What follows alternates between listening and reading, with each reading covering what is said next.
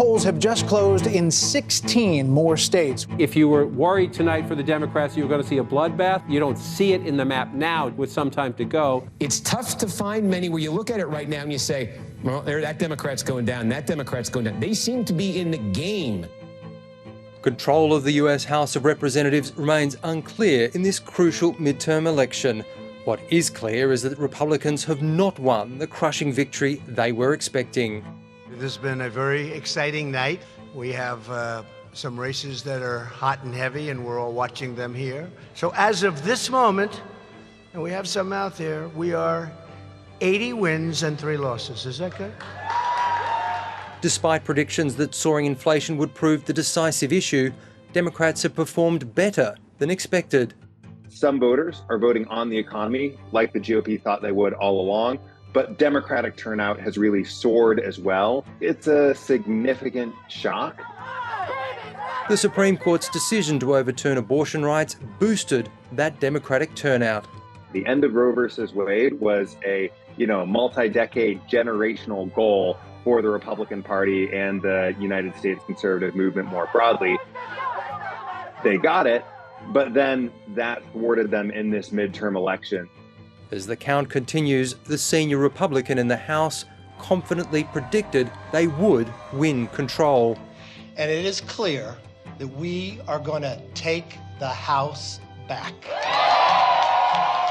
Former Republican strategist turned anti-Trump campaigner Rick Wilson predicts a Republican-controlled House will have a clear agenda.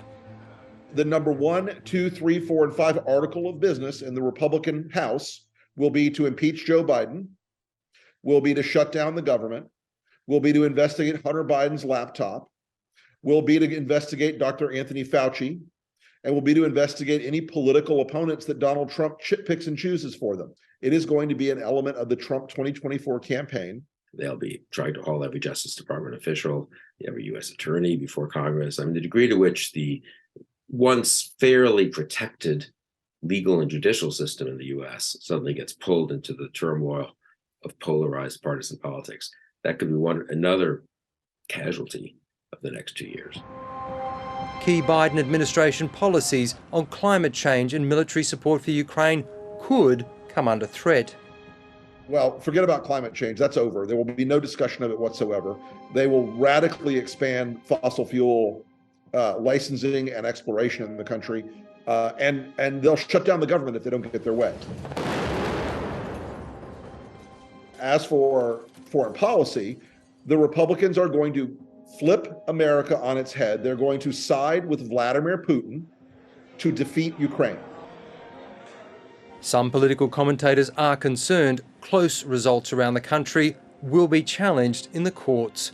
Bill Kristol, who worked for Republican Presidents Reagan and Bush, fears that will further polarize an already divided nation.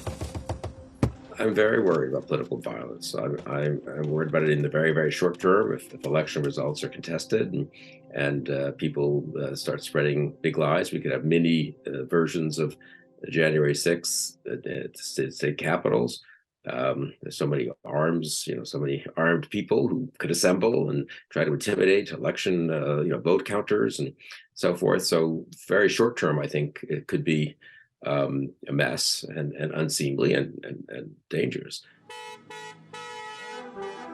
Many of the new Republicans elected to the House are avowed supporters of former President Donald Trump and support his claims of a stolen 2020 election. And by the way, does anybody believe that Joe had 80 million votes? Does anybody believe that? We are going to have another election in this country in 2 years, and you now have a lot of MAGA Republicans in charge of elections in this country, and many of them have questioned whether they will certify results if they don't agree with the outcome. And so I think this really is a precarious moment.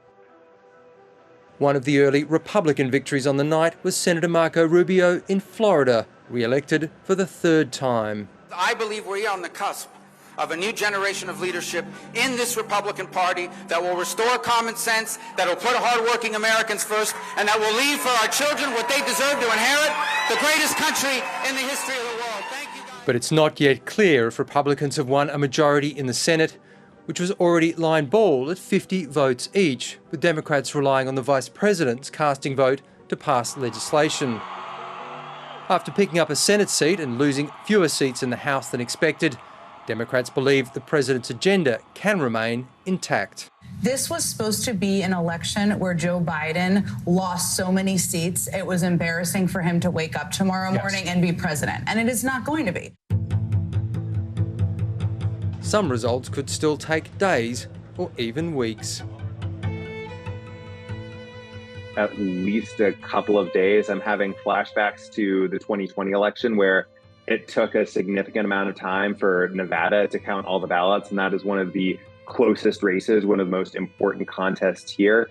In theory, Georgia has a runoff system where if neither candidate gets to 50%, you could have a runoff between the top two in January. So my lower bound is a couple of days, but a couple of months is possible if sort of all the dominoes line up correctly.